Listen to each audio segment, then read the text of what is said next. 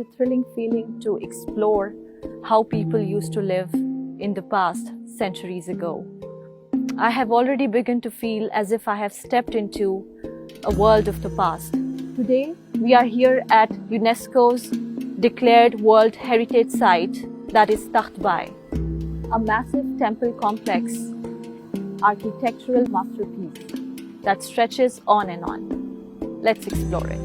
We are here at the courtyard with many votive stupas, and I'm joined by Ehsan Javed Sahab, who is the gallery assistant at Takht-i-Bahi. Thank you so much for your time, sir. You are welcome. What activities were carried out here? So this is the main stupa courtyard here at the time of Buddhism, when the religious monks were praying here. They performed different religious practices here in this monastery, and especially these small stupas. They were built by the monks and for their followers. On the death of any special person, they construct a votive stupa or any demand they can fulfill. So on the fulfill of that demand, they also constructed the votive stupas. And so in the surrounding we have chapels. In those they were used to. What was displayed in these chapels back then? Buddha figure was placed in these chapels, and the monks and the students that was studying here or practicing their religion, they used to pray at front of that chapel. So we are now heading towards the main stupa. That is the main structure of this monastery.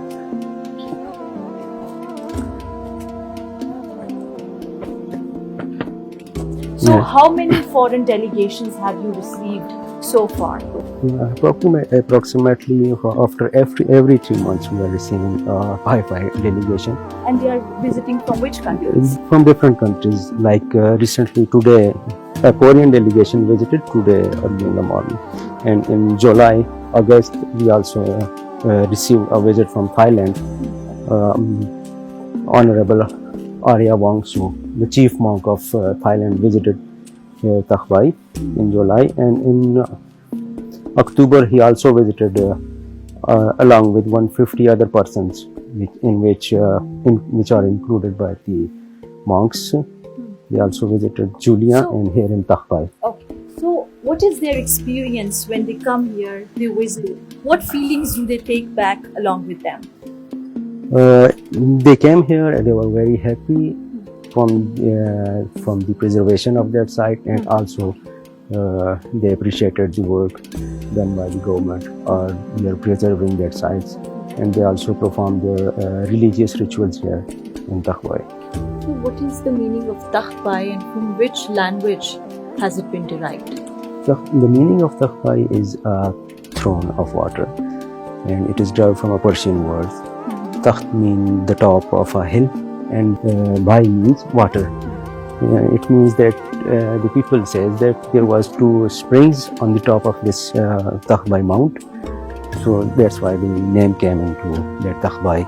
So when was this splendid archaeological site discovered and excavated? It was discovered in 1836 during Sikh rule, and later it was illegally excavated by Alexander Cunningham.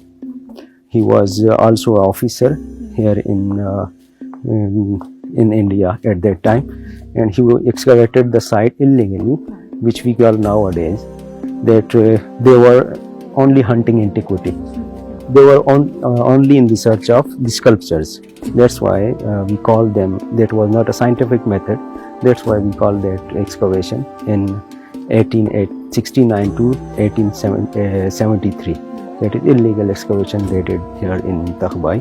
Later in 1906 and 1909 and 1911, the proper excavation was started here.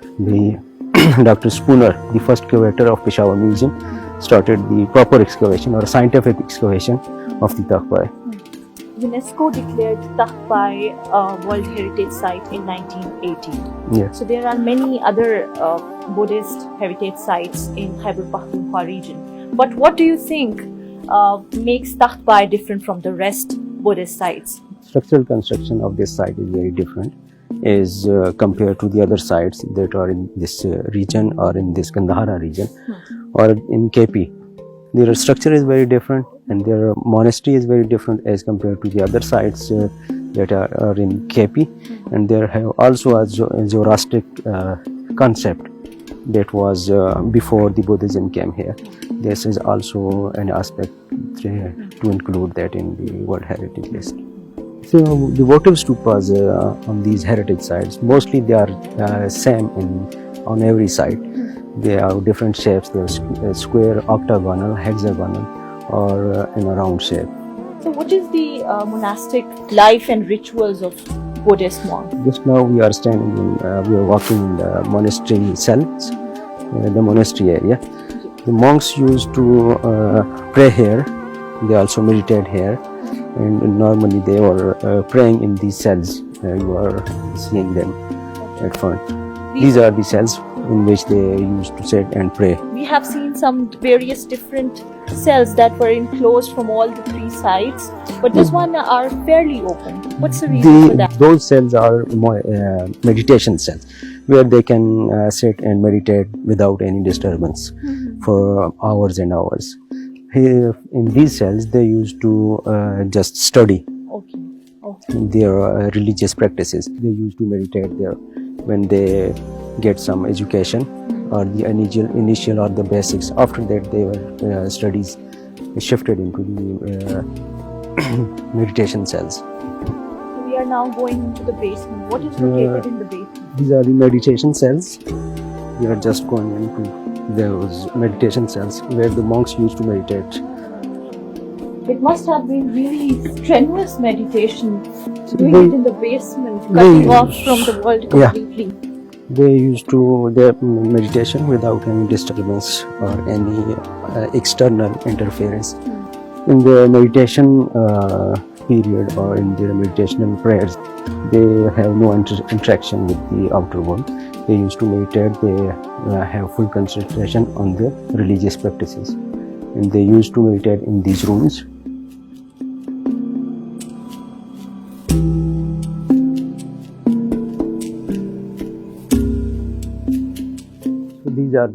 This is their meditation cells. The monks used to meditate here and practice their religious prayers or to concentrate on their religion or their any other things. They used to meditate here. So we have another cell where the monks used to meditate. We are just heading towards that.